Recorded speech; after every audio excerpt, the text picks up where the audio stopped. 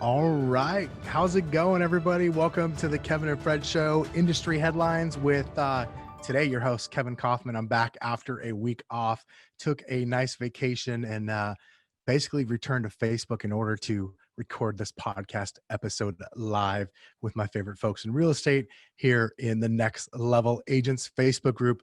All right, guys. So I'm going to go through the news. I'm going to make it quick today. Luckily for you, luckily for me, my normal partner in crime, Fred Weaver, is not here. So it means I get to talk this week. Kidding, of course, Fred. Hurry back, buddy.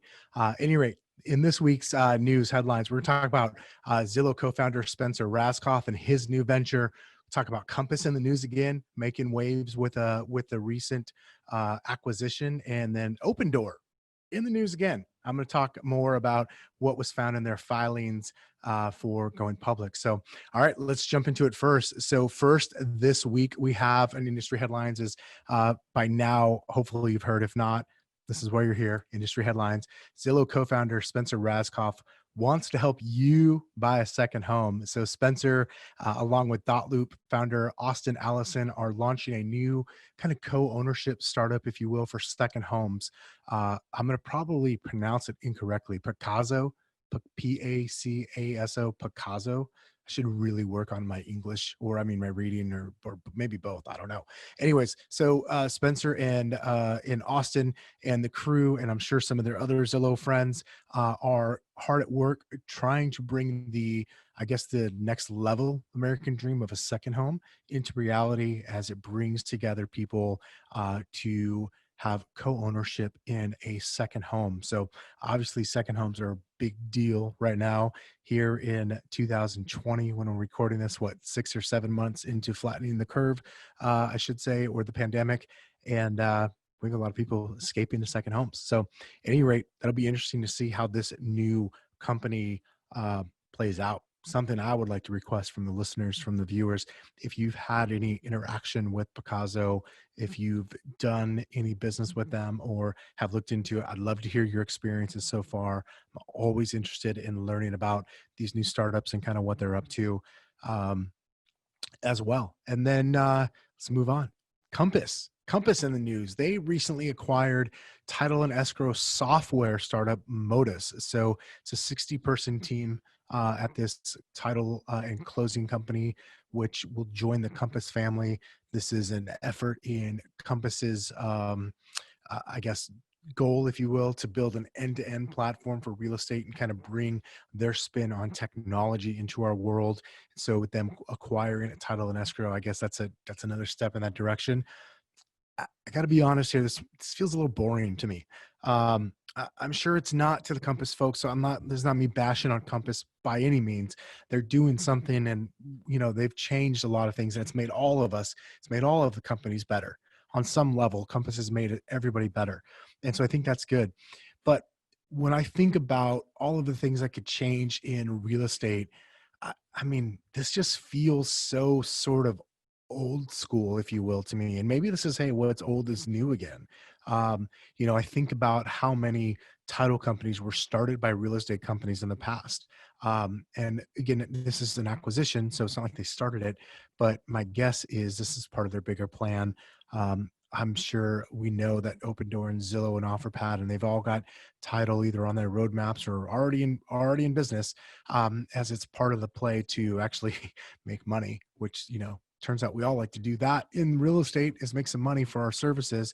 But this one, I don't know, this just feels a little bland. This kind of just lands sort of dull with me, but who knows? If you're a Compass agent, I'm super curious if you even know about this, if you care about this, what the internal dialogue has been like. Would love to hear how it's been, for lack of a better word, sold to you or presented to you as a benefit. If it is a benefit to you as a Compass agent, I'd love to hear about it as well. So Compass in the news again with an acquisition.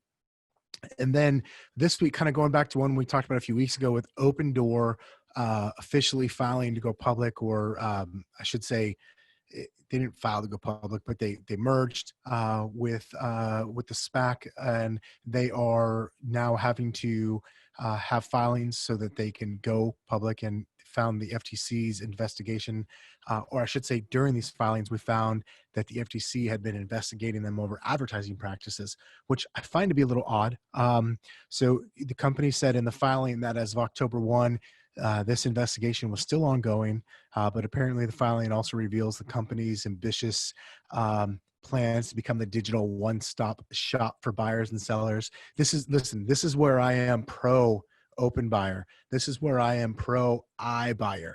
Right here is when it talks about making uh, the the transaction and just making moving easier for the home buyer, the home seller, for us as people that live here.